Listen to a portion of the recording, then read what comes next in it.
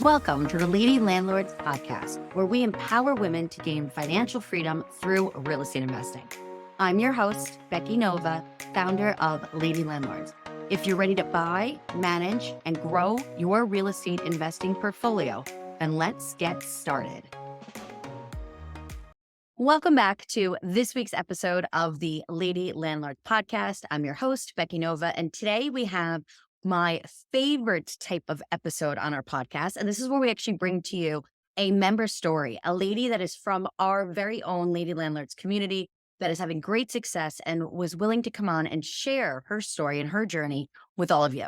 So let's introduce Chrissy Carter. Chrissy, thank you so much for being here today. How are you? I'm good. Thank you so much for having me. This is exciting. Yeah, of course.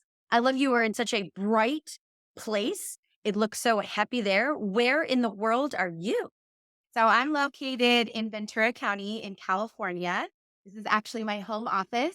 So this is where I do my full-time job as well as my new real estate business. And of course, all the mom things. So this is where I'm doing my calendaring, my drop-offs and school picnics and dance and all of the things here. So this is my women cave. Instead of a man cave in our house, this is my woman cave. I actually love that. I find what I like about that the best is after you rattled off the 30 different things that you have to do in every probably minute. I'm sure that anybody else that's watching us on YouTube right now, all they see is how pretty and neat and organized it is behind you and being like, wow, that's really impressive. Well, I won't let you see the other side, but because I do spend so much time in here, I did try to make it, a nice zen area where I can get away from the kids, even away from the husband, and just dial in on all the things I need to do. So, Perfect. Well, good. Then you were in the exact right place that you should be for a Lady Landlords podcast. But I would love, you named a couple of the things of kind of what's a part of your identity, being a wife, an employee, a real estate investor, a mom. I would love for you just to kind of share a little bit more about those things and kind of who you are behind the real estate investor, if you would. sure. Yeah. So, like I said, I live in California. I was born and raised here in a small suburb, but I did move to San Francisco for a couple years for college. So, got my city experience. So, every time we talk and you tell me you're in New York, I get a little bit envious because I do love the city. But after college, moved back here to Ventura County, where Aaron and I, my husband, actually met.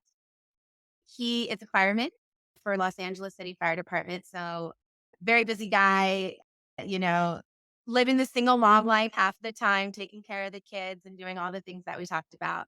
But we've been married for about 12 years, 12, 13 years. So I've been together almost 20. We have two kids. So I have an older son, he's 9, and a younger daughter who's 7. So we've just started first and third grade this year. So my kids just went back last week. So, which is why one of the reasons why I finally had a chance to do the podcast recording with you now that they're back in school. Both are really active. My son plays baseball and football and soccer, and my daughter is a gymnast and does dance and Girl Scout. So it's very busy. It's super fun time. I also work full time, as I mentioned earlier. So I work for a biotech company here close to home. Been working there for almost 20 years, doing different various roles in the project management, program management, strategic planning realm, which I love. Lots of organizing, and then working remotely now, obviously, a lot of Zoom meetings and things like that. So my day's pretty packed. But other than that, I love going to the beach. Living here in California, we obviously have access to the beach. So I love going to the beach, shopping, hiking, become one of my new favorite passions post pandemic. It's just the way that I go out into nature and walk my new dog. And yeah, so just, all the things. All the things. And what I love is with all of those things, we're still here now about to talk about real estate investing and adding that journey. What What would you say? We have so many women in the group that clearly have so many competing priorities, just like you do. Is there any piece of advice you would kind of give to them about taking on one more, about saying, like, yup, sure, I'll throw on real estate investing with the baseball schedule and the drop offs at school and all of that?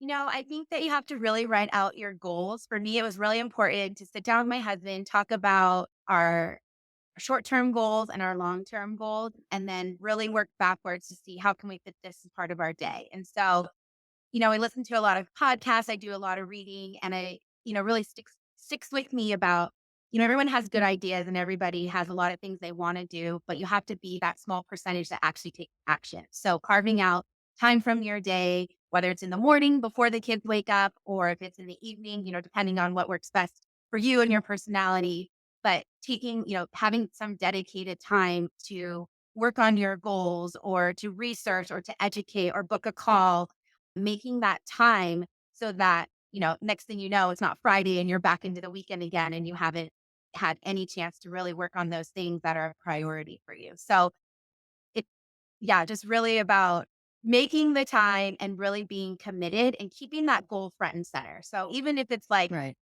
I think since I started this real estate journey, I had been saying, I'm a real estate investor. And that was before we had even purchased the property. So, having that reminder, whether it's on top of your laptop or in your bedroom or your bathroom mirror in the morning to remind yourself to set aside some time for those goals and make the time to take those actions.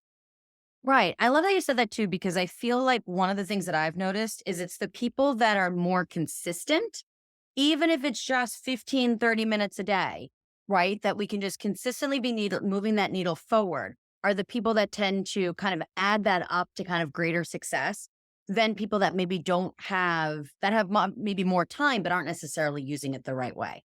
So, and I love that even from the very beginning that you use the word saying, I'm a real estate investor and really kind of keeping that as an anchor as something in front of you. But what I find so interesting about your story, Chrissy, is that you almost weren't a real estate investor because you were not the person in your marriage that had reached out to me about growing a rental portfolio.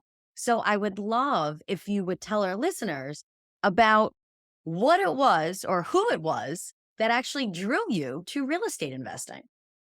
Yes, so that you're exactly right. So real estate investing is something my husband and I had talked about for quite some time. And, we weren't prioritizing it. We were so busy, doing all the things that I was talking about earlier in between our jobs, we really weren't making that time.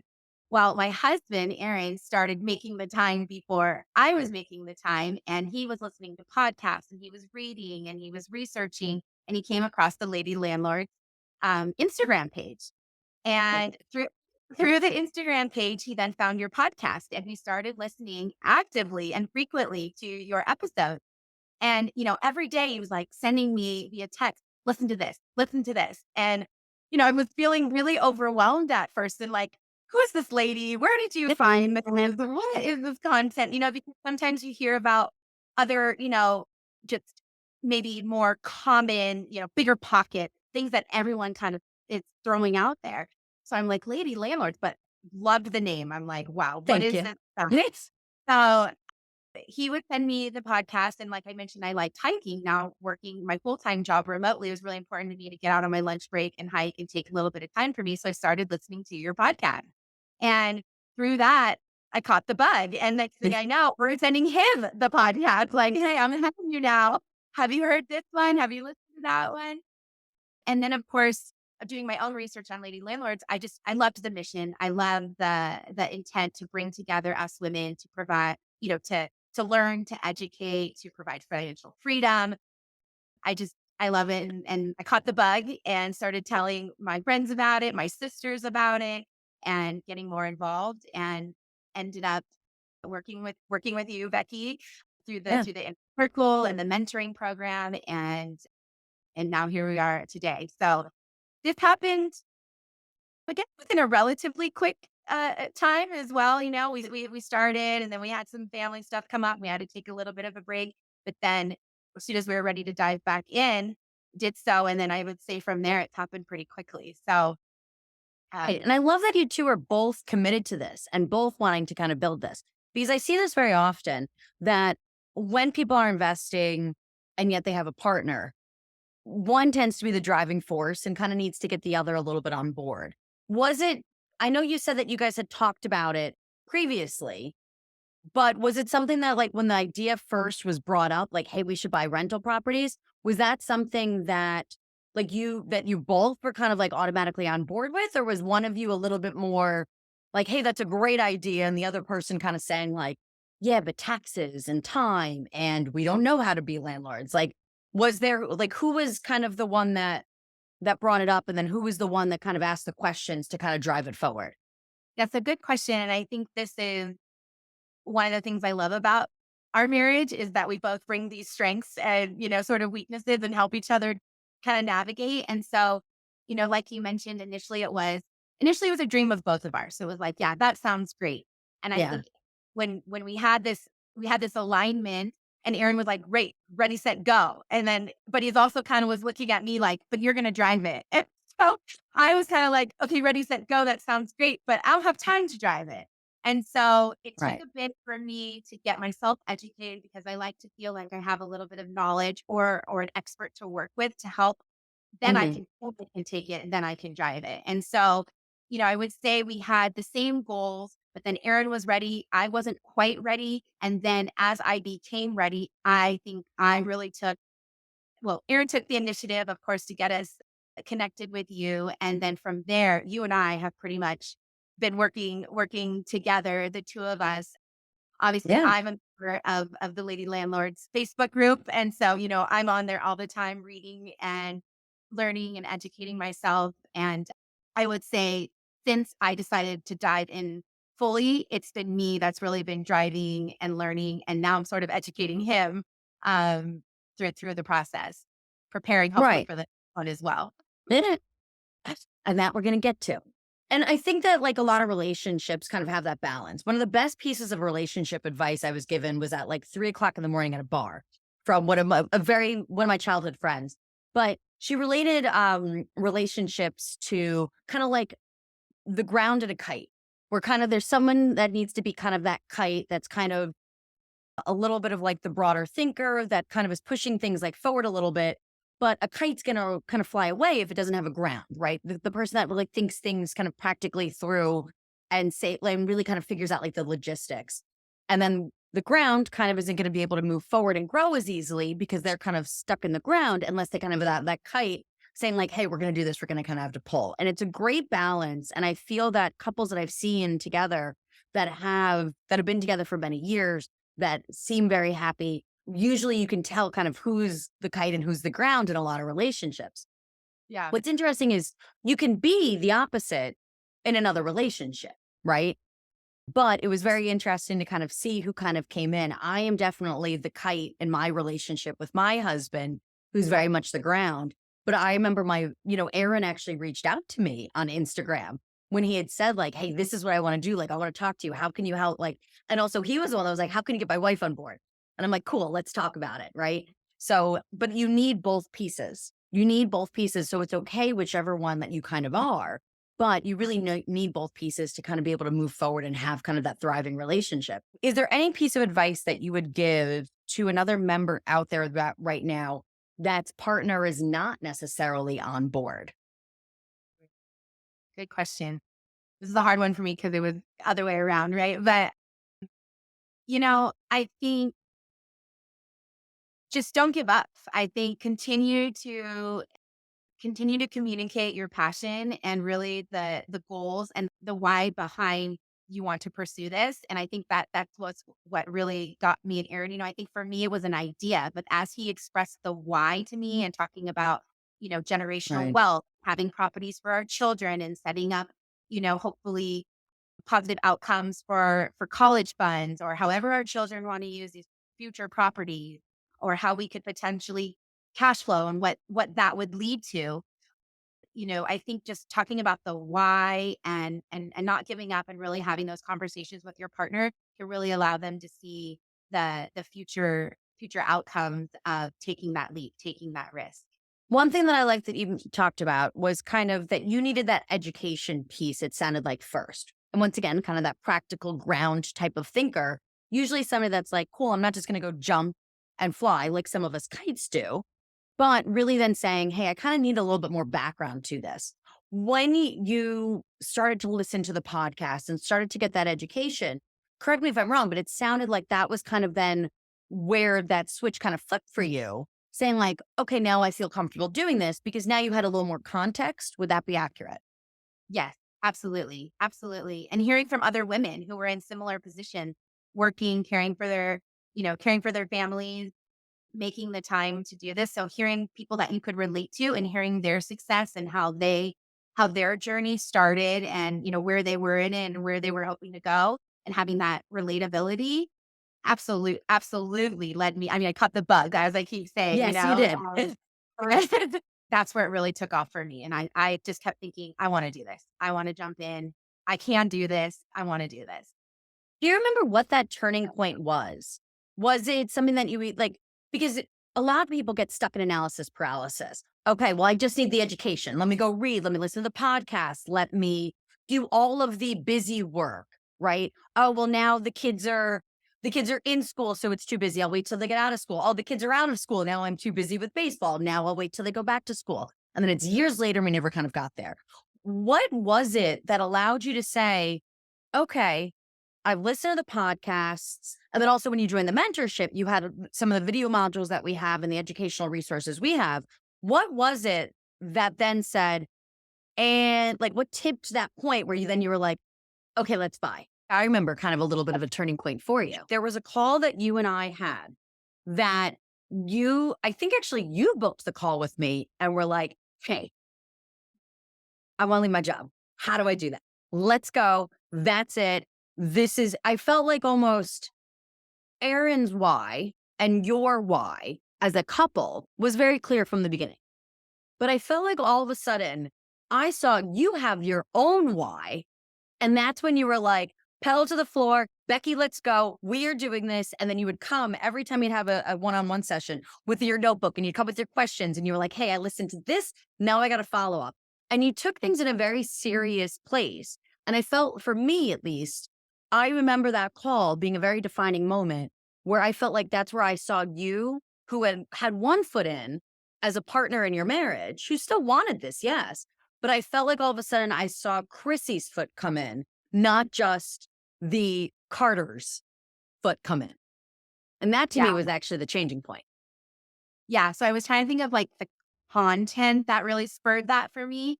And nothing was coming to mind. But in terms of that moment, y- yes, you are absolutely right. So I've been working in my current company for, like I said, almost 20 years, and I love it. I'm very passionate about what I do.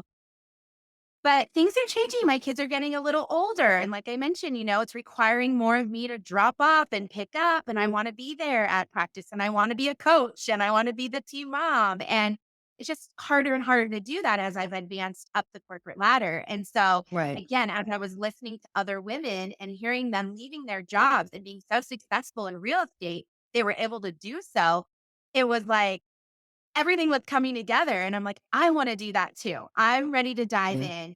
Now's a good time. I have the previous, like you said, the Carter why. Now I have my own why. And then of course having a program to follow and a mentor just allowed me to like not feel so overwhelmed and feel like, okay, now I can really actually take what I've learned on my own and work with an expert to really advance to where Aaron and I are trying to go. So you're absolutely right. It was, me being like, hey, I think that there's an opportunity here to, maybe not quit my job right away, but instead of thinking, wow, I'm going to work at my current company until I retire to, hey, I think I would like to do this for another 2, maybe 3 years, if that. And then, kind of go on my real estate investing journey and leave my day job. So you're absolutely right. And the reason it was a very defining moment that I absolutely remember that conversation. But it was something that I feel like I see with other women in the program as well, is that a lot of people will find me. And one of the most popular phrases I hear on a call is people saying, well, I want to retire my husband. And my first response is always, but what about you? Right. So I hear all the time, I want to retire my husband. I want to be able to take more family vacations. I want to leave a legacy for my kids. Beautiful things. Beautiful things. I absolutely love that. But it's always interesting then when someone can open up their ideas of what it actually can do for them as well, right? As moms, and I am not a mom, but I have one. And I see all the time that women, we end up putting ourselves because we're taking care of everybody else, right? That tends to be our role as that caregiver. And what I love is that real estate is showing so many women what not only can it do for their families, for their partners, for their loved ones, for their parents that maybe they're taking care of, but also all of a sudden then there's that epiphany of, hey, this can actually help me, the woman, Chrissy, not the label of mom, not the label of wife, not the label of partner, but the label of me. And I think that's really kind of cool. And that was really awesome for me. And I think that's why that moment stuck with me so much when you had that, was because it was so cool to see that like you still are you and have your own goals in addition to being a wife and a mother. I thought that was awesome. Absolutely. Yeah. And I love that you encouraged me to do that and look at this, not just like you said, from the Carter perspective, but from my own self and my own goals and how I can contribute to the family differently. Not even financially from real estate, to be there with my kids or to spend those days when my husband, I mentioned, is a fireman. When he's off, then we can spend Right. more quality time together while the kids are in school versus me working, on my computer all day. So it just Right. opens up more more freedom for us to spend it how we choose, going a different route. So yeah, that Agreed. definitely was a special moment in this journey for sure. So now you're all fired up. Now we're ready to go. Now you have your why in addition to family. Why? What was the first thing that you did to move forward? So first thing we did was join the mentorship program. So that, like I said, was really important to me because I felt like I needed some guidance. I mean, I just was overwhelmed and I was in that sort of analysis paralysis of how do we get going. And so that was the first step. Then from there, following some modules and different things, the first step was really to determine where we wanted to invest. That was our first step. So being in California, home prices a bit high and, not quite as landlord friendly as, other states. That's really where we started to do some research about, okay, well, what's important to us in terms of where we want to invest? Do we want to be able to get there quickly? Are we okay not seeing the property? So it was really having those discussions. And even that, Aaron and I had some differences of opinions for a little bit too. And then eventually came to an agreement. And so really the first step though for us was choosing where. So then we could start to dive in and figure out, what that would look like in terms of numbers and next steps.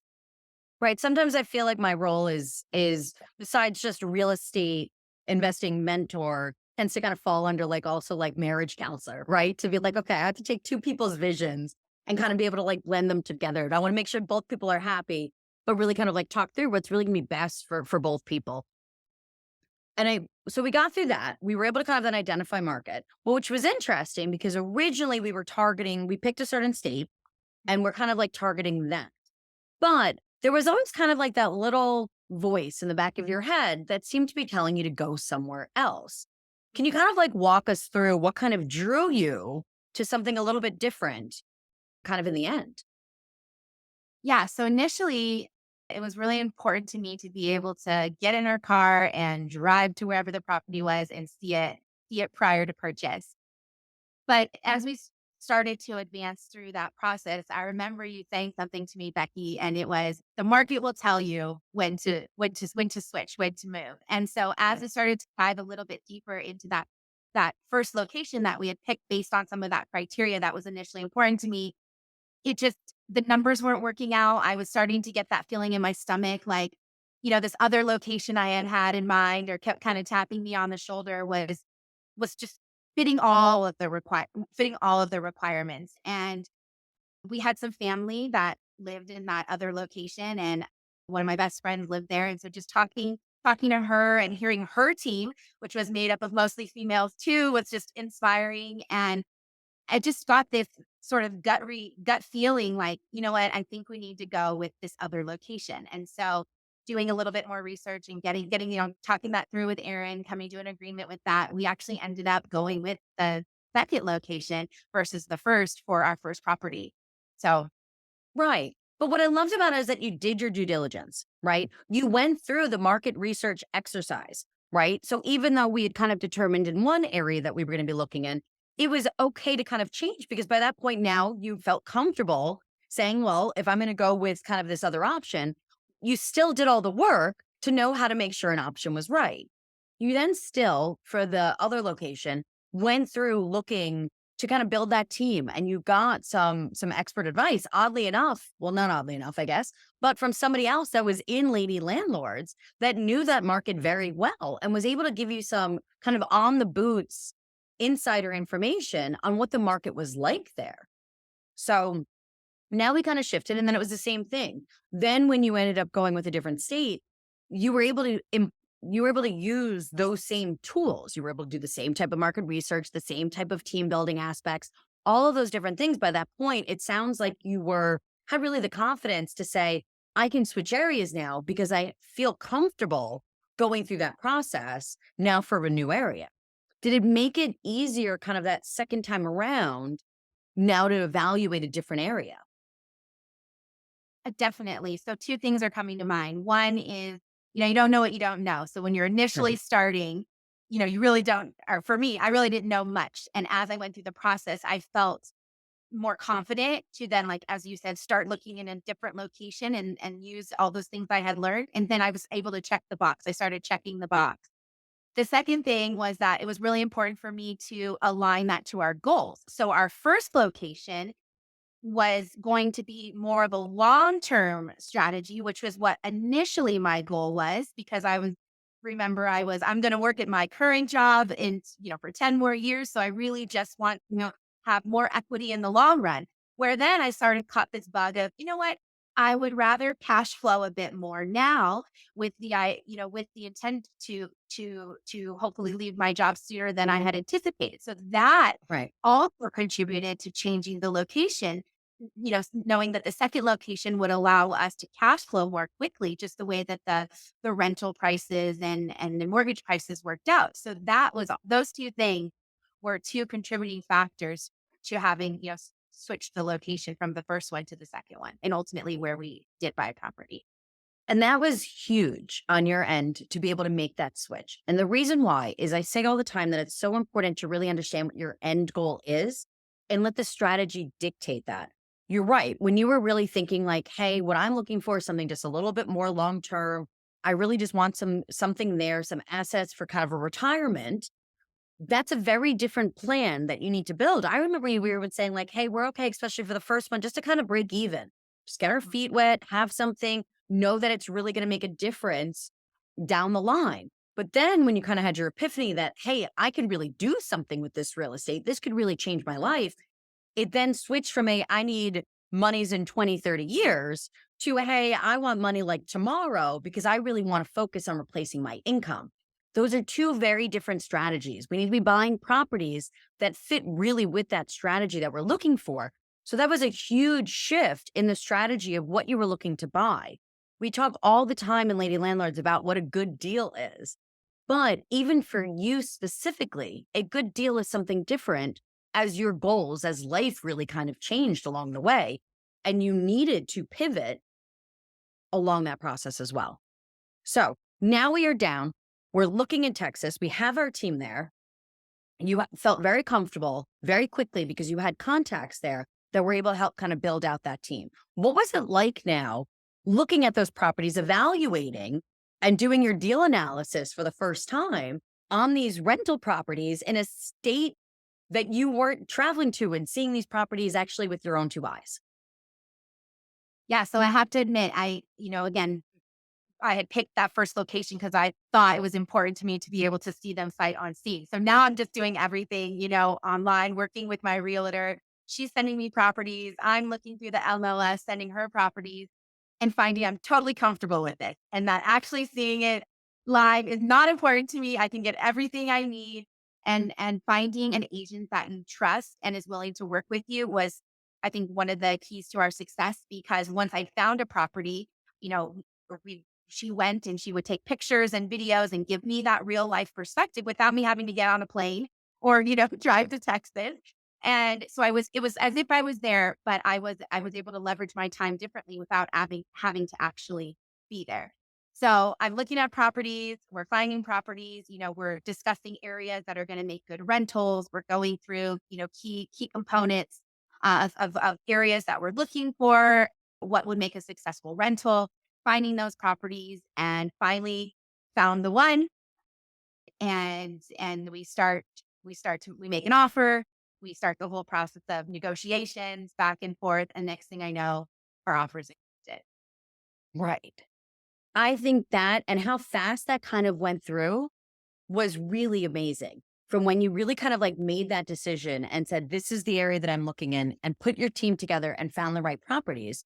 I gotta say, that was actually a rather smooth, I felt, process. I felt like once you had kind of accepted this is what we're doing and really kind of committed to here's where we're moving forward, I felt like that was just like the universe like rewarding you, being like, okay, now we can open the doors and now we're going to gift you with the things that you were actually looking for and actually asking us for. Right.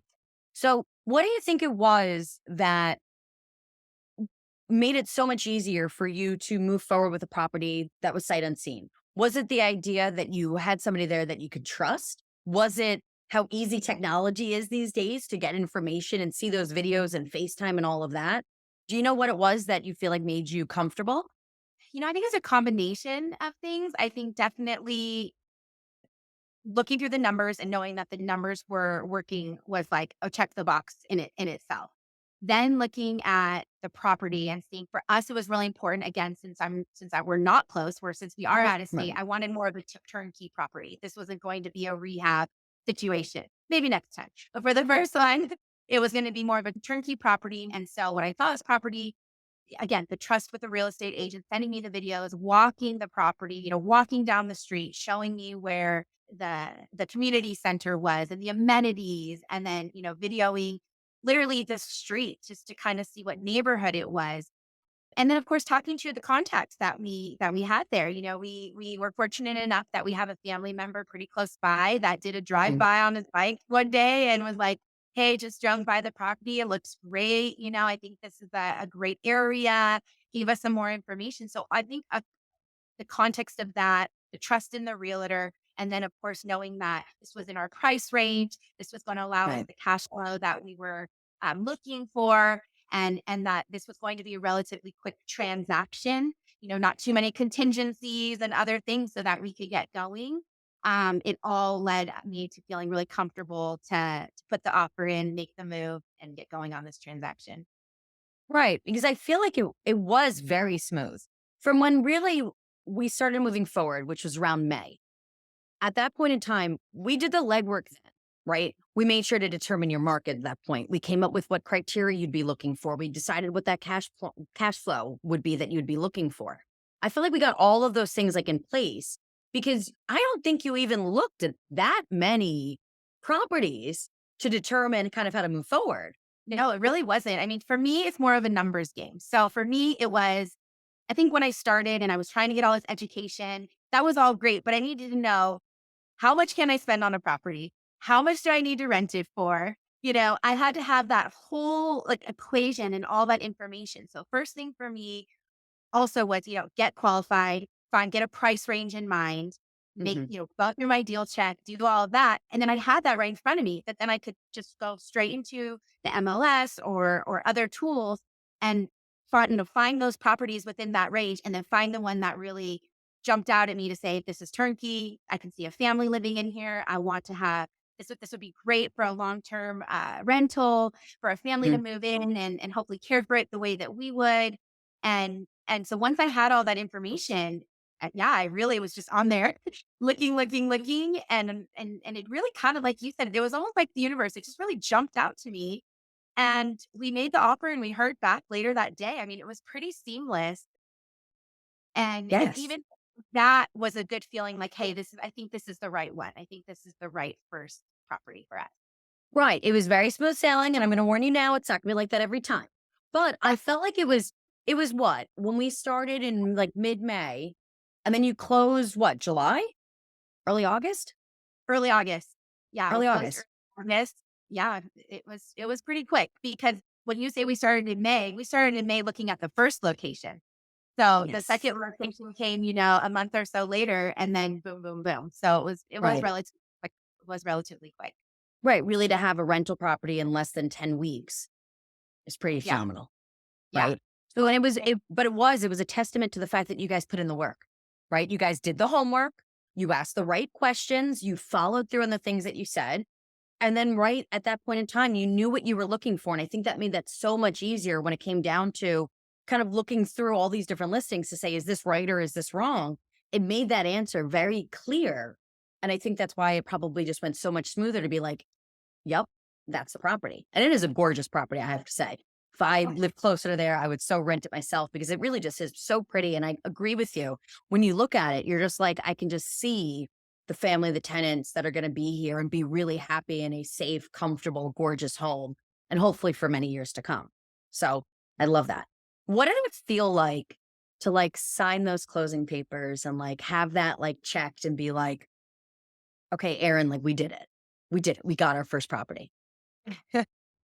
Honestly, it was a bit surreal. So, as I mentioned earlier, it was really kind of like a dream board Yeah. activity that Aaron and I had done a couple of years ago. And then it like became really more of an action we wanted to take. But even then, it's overwhelming and, you feel again, you don't know what you don't know. You hear of people doing this all the time, right? And you think it can't be that hard. And then you start and you see there's some complexities you have to work through and make these big decisions and take a risk. And I don't consider myself a big risk taker. I'm more of the ground as you were saying. Yeah. And so that day we signed those papers, I mean, we cheered after, we popped some champagne together and not only did we share it with each other, but we shared it with our kids. We have been Yeah. telling them we're looking for a property. These are the reasons why this is really important to us. And they, it's so funny. They kept saying, well, which one's going to be our room? Which one's going to be my room? We're trying to explain that this is not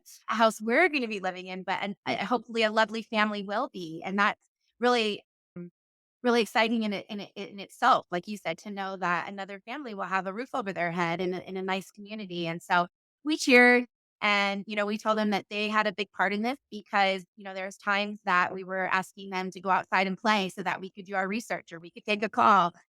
So it was really a family effort. And we had champagne, they had Martinelli's, but we let them, we let them cheer with us as the notary left our house. So very Aw, surreal, very surreal, and now I wanna do it again. good. I was just gonna ask, when are we buying the next one? Yeah.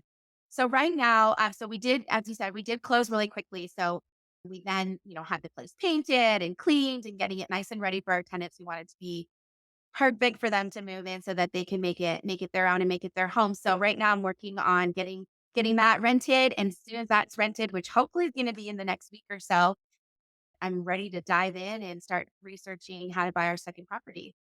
That's fantastic. We're gonna have to have you back on when you and Aaron end up with now the next rental and the next rental, and then we'll have you back on when we can all celebrate you leaving your day job. So Yeah. that's gonna be kind of exciting. So I know I'm Awesome. not the only one that's invested in kind of hearing how this journey kind of goes as you guys can continue to grow. What are you most looking forward to with now a second property? Good question. I think I'm just well, honestly, I love interior design. I love looking at homes. So even just going through and finding that property is pretty exciting. It feels more of like a passion and a hobby than a job. And so I'm kind of excited to get back out there and find that next property and just continue to grow. Hopefully this real estate portfolio. I mean, I have no intentions of leaving my job right away, but, I've a couple of years. So I want to get this next property and then get another one. And I also want to continue to spread and the knowledge amongst my own community, amongst the lady landlord community, because everybody can do this. If I can do this, everyone can do this because I really am busy, and really was overwhelmed by this from the start. And here we've done it. And so I'm just excited to continue to do it and let other people know that they can do it too right now, even in the current environment, right? There's a lot of chatter about loans and home prices and all these things. But I would just say, do your due diligence and you know, there's never really a bad time to get going into real estate because everybody, like we said, everybody has different goals and is looking for different things. So yeah, I'm excited. I'm a real estate investor, so I'm excited to get the second property and then the Yes. third property and yeah, just see where it takes me. Great. And you're right. The market is what the market is, right? There's no good market or bad market. It's just what the market's yielding right now. It's really that strategy and how we look at that and how we as investors work within that market that really makes the difference, right? Last question I'll ask you today is I am sure that there are listeners out there that are in a similar place that are feeling overwhelmed, feeling like they don't necessarily have the education, feeling like they're just not sure where to go. You were the woman that took the step to say, I need help, I need support. There's a lot of other people out there that don't necessarily know where to turn or how to ask for help or are really struggling with saying, hey, listen, this is kind of beyond me. I do really need support here. What advice would you give to somebody on the fence about really looking to move forward with this, but is going to need that support to move forward? I would say don't be afraid to ask. I mean, utilize the platforms, utilize Facebook groups, utilize your friends and family that have invested, or maybe they haven't invested, but they own their own primary home. I mean, that's still going through the process, right? It's still getting familiar with the purchasing process. So I would say, lean on people, say you need help. No question's a bad question. I mean, I say Right. that to Becky all the time. It's probably a silly question. And then we end up talking for a half hour because it isn't a silly Right. question. And there's always gonna be people that know less than you and always people that know more than you. So have that conversation because you can take something from it every time. The other thing I did was I went to the library. I went to the library like old school and went to like investing section and just grabbed whatever books were really sticking out to me, find the ones that are helpful, write down your questions. And then when you are able to loop back with a friend or via online, someone that's going to help you, you'll have a list of questions that are already ready to go. So you can maximize that time and have that conversation so that you can start that knowledge building. But don't be Right. afraid to ask for help because it's complex. Real estate, it's complex. We want to keep it simple, but it can be complex. So don't be afraid to ask and lean on each other because Right. we're in this Thank you. together. Right. But what I love what you're saying there is that it's really take action. It's kind of what like I'm hearing in that, regardless of how you do that, besides posting in Lady Landlords, besides going to a library, listening to another podcast, it's really the idea of doing something to continuously move yourself forward. So I love that. And also for all of our listeners out there, you can always reach out to me, send me a DM on Facebook, let me know what's going on. You can slide into my DMs like Erin did on Instagram. You can find me at the Becky Nova as well over there, but always open to having a conversation. I'm always happy to help point you in the right direction. So, Chrissy, thank you very much for being here today and for sharing your story. I appreciate it. So, thank you. Thank you for having me, and thank you for all your help thus far. Couldn't have done this without you. I'm glad that Erin slid into another women's Yeah. DM, and this okay. I always Well, appreciate you letting that one slide in, especially since you know he's going to be listening to this episode. So, but no, I appreciate that. But no, thank you for sharing your time with us. Otherwise, for all of our listeners out there, please do make sure to hit that subscribe button so you do not miss another episode of the Lady Landlords podcast. And also, please leave us a 5-star review letting us know how much you enjoyed the show. We will see you back next week for the next episode of the Lady Landlords podcast. Thank you for listening to the Lady Landlords podcast. If you're feeling stuck in your real estate investing journey, visit lady-landlords.com to book a 15-minute orientation call with me and see if you're ready to join our mentorship program. Or you can subscribe to our newsletter and join our Facebook group for exclusive real estate investing tips and offers. Invest with confidence. Become a Lady Landlord today.